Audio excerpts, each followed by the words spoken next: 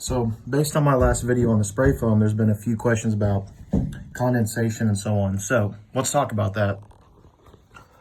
So as we look at this, condensation is going to form because the temperature in whatever vessel you're in is below dew point. So dew point meaning at the point that water will condensate into droplets.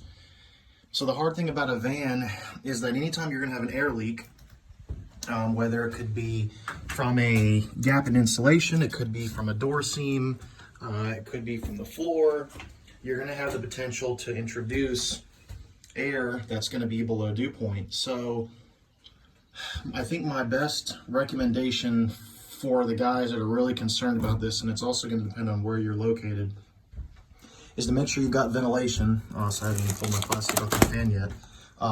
Have ventilation of some kind, whether it's a vent in the ceiling, whether you put one in the wall.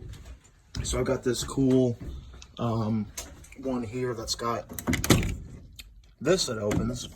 So I think the biggest thing for a lot of the van owners are going to be just making sure that you've got a way to have ventilation to keep that from happening. Now, the other thing is if it's really cold outside and you got the heat on, then you're going to have the potential for a window to condensate.